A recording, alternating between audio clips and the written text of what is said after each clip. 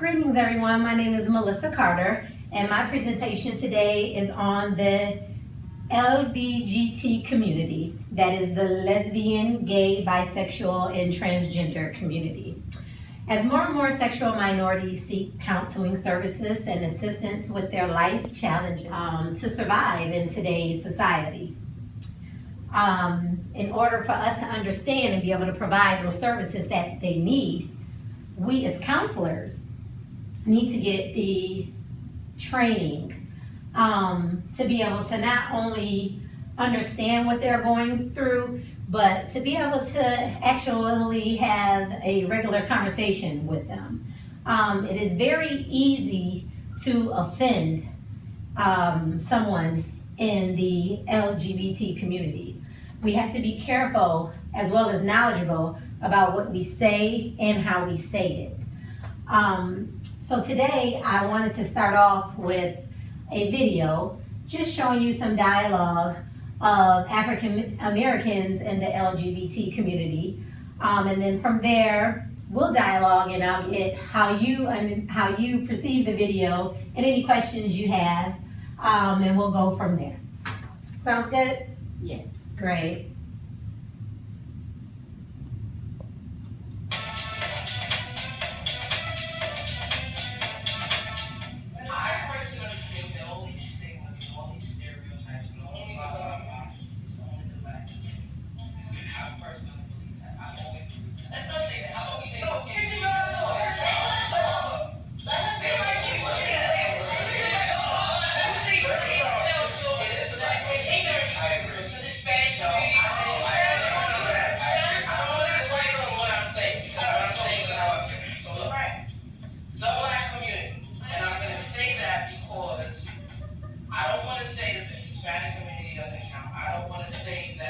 So that was the end of that video. Let me turn this off. It doesn't want to stop. What? Escape. There we go. Hold on. Turn this thing up.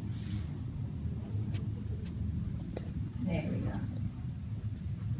And let's see.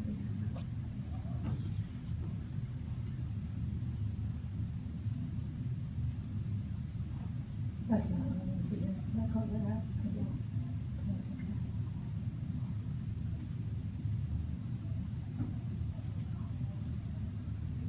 All right. So that was the end of that. That was very interesting. Some of the things that you heard the young man talk about was he kept referring back to history. And during my research with the Special Populations paper, I found that in history, you see that there's very little talking about the LGBT community. However, it has existed all the way back to World War II and even further. When you hear of this community, it's been talked about as far as religion. It has been condemned. So it has been around. It has been always in the spotlight as a negative thing. Today, it's everywhere, pretty much. And as you heard them talk about it, it's been a slow progress, but people are beginning to be more open about it. For them, it still is a process as far as their coming out process, is basically what the book referred to it as, which are steps in their revealing process as to telling their family or their loved ones that, hey, I'm gay, or I want to be a woman, or a woman saying I'm transgender, I'm going to be a man. It's a journey for them, and most of the time it is a hard one. So why would they want to go through that? Why would they want to go through the ridicule? Why would they want to go through the oppression?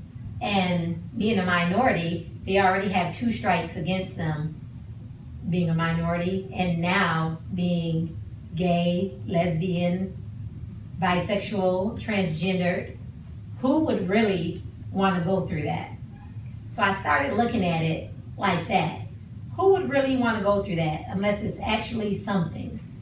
So I went even further and I conducted an interview with a gay male that I know. And I asked him just a couple of questions about his process and how he come out or came out and his walk. And he told me some interesting things about when he was younger, how he had a lot of sisters growing up. It was like 4 sisters, 1 older brother that was incarcerated most of his life. And so he was around his sisters for growing up very young and saw what they did and was like, oh, I like what they do. They play with dolls and makeup, and I like what they do, but I can't let mom know that I like what they do. Had a stepdad, his real dad wasn't around, had a stepdad though, so he couldn't let them know that he really felt like he related more to his sisters. So with that, he started trying to hang out with more boys. He started doing what the boys did, which was beating up kids. It's about 13, 14, he said. Stealing out stores, which put him in juvenile detention centers. And just trying to do what boys did, thinking that that would take that feeling away. It didn't. And all through high school, he just act like one of the guys, but still had a lot of female friends. Some people used to say, oh, you're gay. And he'd be like, no, I'm not. You call him gay, and it was time to fight. But deep down inside, he always had this attraction to the same sex. And then eventually, after he graduated, he waited all the way until he graduated high school because he didn't want to go through the ridicule and all of the hatred that young adolescents, can give, and then he came out. But now, being an adult, he says that he wished he would have came out in high school. He said it would have been harder, but with the boys, but he thinks that it would have made his time just a little bit better. He probably would have been, he felt like his high school was a lie. Basically, his whole high school was a lie. He had to pretend to be somebody who he really wasn't. But coming out was hard. He lost some family members. They told him to change his last name. His uncles disowned him. Do you have any questions thus far? No. All right. So we have this this PowerPoint for fun that we're wrapping things up. This just shows you a little bit about the LGBT community and a little bit of trivia here. Question 1. What was the name of the transsexual woman who became the international celebrity in the 1950s simply for transitioning? Your answer is Christine Jorgensen. I don't even know who that is, but I thought that was quite interesting. What gay Asian American actor is best known for his role in Law and Order? SVU? I thought it was SUV. SUV, Oz, and the film Jurassic Park. B.D. Wong. So there's a lot of this community who is, famous. Oh, this is a good one. Name one of the 7 countries where individuals convicted of homosexuality can receive death as a penalty. As counselors, we have to be ready for this community and just ready to serve them. And in doing so, I gathered some questions together that we should be prepared to answer and just be knowledgeable about when dealing with the LGBT community. So if you would just answer these questions for me as a counselor, what ways would you in the mind of a counselor, these are questions that I would like you to answer for the client. Okay? So, Thank you. thank you. What gay actor starred in How I Met Your Mother? The answer is Neil Patrick Harris.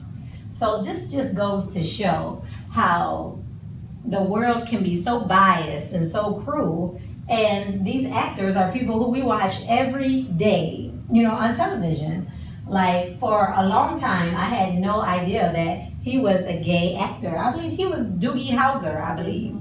And then you just informed me that he has a baby, and he's married as well. So I just wanted to thank you for coming and sitting through my presentation. Did you have any questions for me? No? Thank you very much. If you do have any questions, feel free to email me, mrobertson@cau.edu. And thank you again.